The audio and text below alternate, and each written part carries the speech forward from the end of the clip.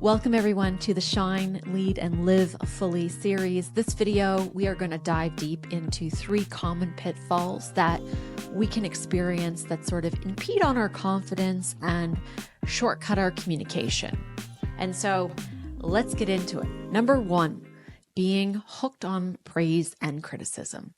And this is a common theme. This shows up a lot. I see this a lot with women in leadership, especially if you are now presenting in front of a group you formerly didn't have to present in front. You're leading with a little bit more cross-functional authority. And oftentimes the way this manifests in meetings is there is a hyper-vigilant focus on external cues.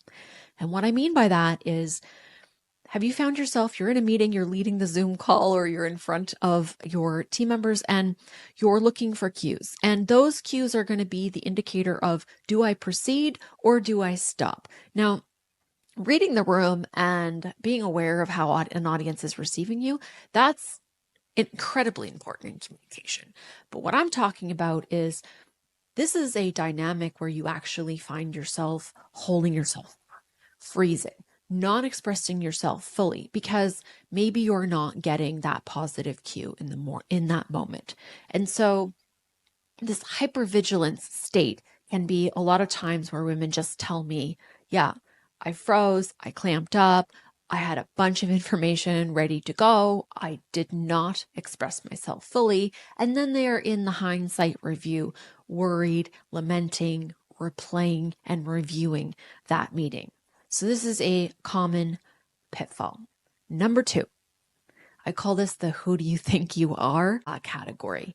And I think we come by this honestly. And I don't know if you're like me, but I have early day memories of being 5 years old and, leading in the classroom and my mother telling me that don't be too bossy. So these early programs start to tell us like you need to fit in, harmonize, be the good girl. This all can show up in our adulthood in ways where we avoid delegating because we don't want to upset people. We temper our tone or our voice or our fire or our conviction because we don't want to come across as too aggressive in that meeting. And also, if anyone has had any experience where maybe you did really well in school and you were bullied, I definitely have that old childhood trauma inside of myself. Watch for your modulation when things are going well for you and you don't want to express that. You don't want to shine too fully. You don't want people to be jealous. This is a common pitfall, and these are all the common manifestations of it in what I'm calling the who do you think you are pattern. Number 3, I'm not fully certain of the data. I'm not 100% accurate. I see this happen a lot, especially if people are in an analytical role, an advisorship role, where maybe you're in the cross-functional meeting, maybe you're in a dynamic, and people are turning to you for input on assumptions or directions or a proposal forward. And if the dynamic is new, or maybe you're in more of a senior stakeholder meeting, this can be where you find yourself freezing on the spot, clamping up, not feeling certain. And so then there is language that sort of dismisses your authority in the moment. So maybe you say things like, well, I'm not really sure, I'd have to go back and review, versus, hey, in this moment with the information we have, like if, my general instinct would be blank. And so you tend to hold back on anything where you have to lead with your gut, provide general input, and or in new conditions, you don't feel like you can speak up in that room. So find yourself in number 1, I'm hooked on praise or I'm hooked on criticism, or are you more in camp number 2? I find myself sort of wanting to harmonize, wanting to fit in, wanting to not shine too brightly. Or are you more in category number 3? I need to be right. I need to be certain. I need to be 100% there before I will fully go in with my input. Or maybe you're in some combination of the 3. So where do we go from here? That's next. First thing I'd like to offer is that I'd like you to practice the exercise of being the observer in your life for a full week. And what I mean by that is you're not going to tackle anything. All you want to do is watch yourself in action and observe these patterns play out. this exercise tends to produce an awareness where we see things more prominently. Because we're kind of going out and shining the spotlight on it, we start seeing these things show up that maybe they were just like, part of our everyday before. And so it's very common to have a reaction whereby you will leave the meeting, you'll go, oh, I found myself in pattern number 1. And then you start beating yourself up because you have the awareness of this pattern now. And I will say there is no growth in that dynamic. And so stop those inner voices, stop the self-judgment. They will show up. They absolutely will. They try to kind of be the counterforce to our growth. And so when those voices do show up, when you are seeing yourself, when you are watching, all you want to do is calm them down with compassion and with patience.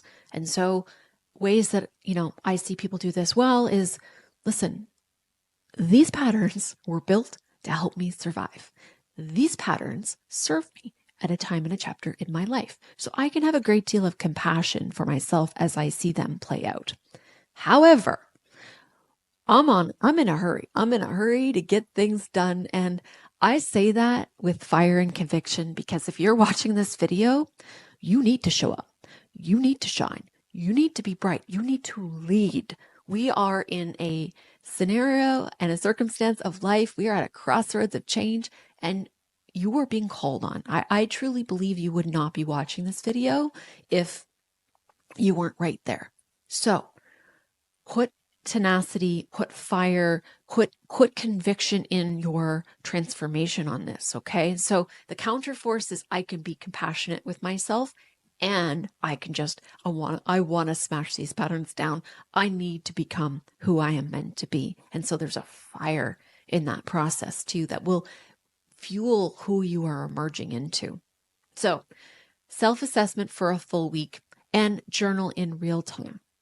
I'm going to put a PDF workbook guide in the description that will accompany this video that will kind of go over everything I've just talked about and give you a little bit more detail on that observation week. And then we're going to try to slowly introduce new patterns. So what are some new patterns that you can do, new actions that you can take when you find yourself in some of these common pitfalls? So number 1, I will say for anyone who is finding that they are watching the environment for cues and that hypervigilance dynamic is showing up, your number 1 skill to focus on is presence of self. What I'm going to give you are some small tips in the moment, but the number 1 skill to focus on is how do I get out of the noise out there and come back and hear myself? I am the priority. How do I stay more focused on the discernment and the hearing of my own voice? And so small tips, but small tips help. Oftentimes when we're in that hypervigilant stage and watching everybody, we're not in our own body. And so if you are in a scenario where you can wiggle your toes and wiggle your fingers and it's not intrusive to what you're saying, do that. And I say that because you come back in your body, you come back into your physical presence, you come back into your inner state, and from there you communicate from your space as opposed to modulating in the environment to appease and adjust to everyone around you.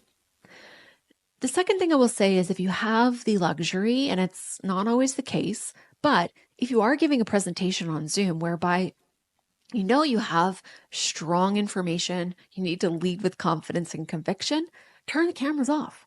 Don't watch the people. You just kind of stay rooted in what you're saying and park the questions for a little bit later so that, people come back, but you're not watching and changing what you're going to say on any given moment.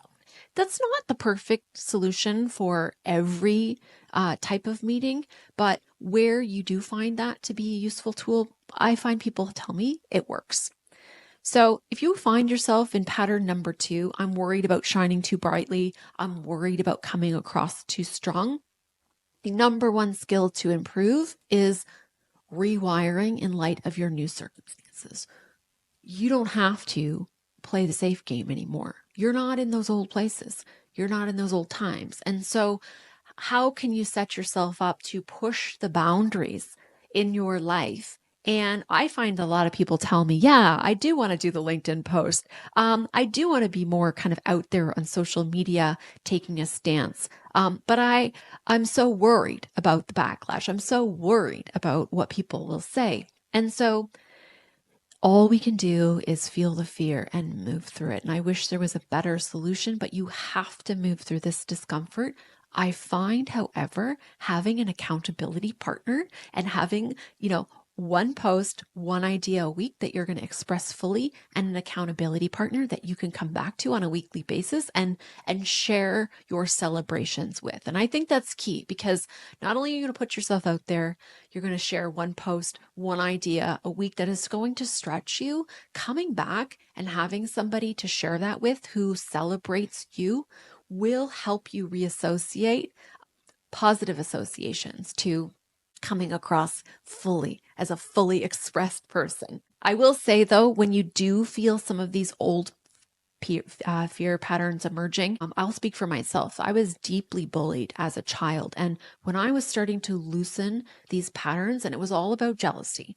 And so I had an association of, if I'm too abundant, if I'm too shiny, if I'm too out there, too big, really bad things are going to happen to me. And so it felt like life or death. Like it felt like the survival instinct was coming up deeply. And the process of just feeling those feelings, seeing that, yes, they are from another time, another chapter. It's not real. It's going to feel real. It can feel real, but allowing yourself to journal, to feel, to move that energy up and out, and having sort of a compassion, self-care ritual through that process, this was extremely helpful for me. And so if you find yourself in that situation, take those tips. But once again, I am here to remind you that your time is now, and you need to go, and you need to express, and you need to be out there, and you have something beautiful, wonderful to say.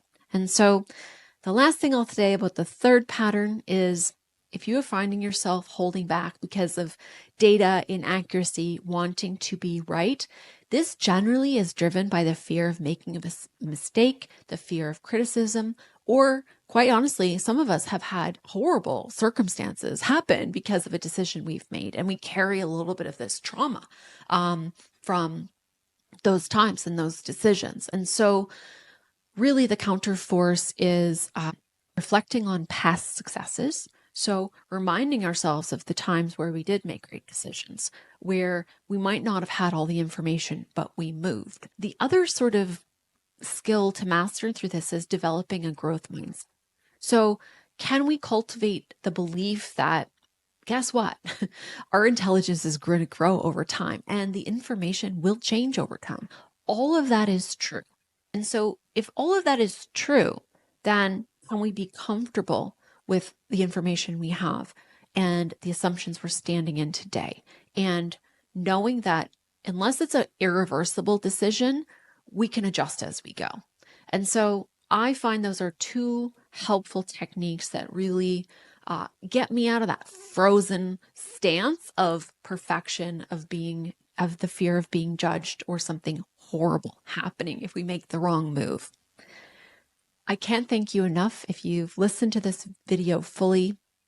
This will be kind of the first that we do, offering resources and wisdom. And please please subscribe to this, please comment, tell me how it goes, and download this resource that goes with this. And I wish you all the luck. And if you want to go deeper or learn more, perhaps you're looking for a little bit more of a formalized process as you're in a big transformation and time right now, we're here to support. So please reach out and get what you need.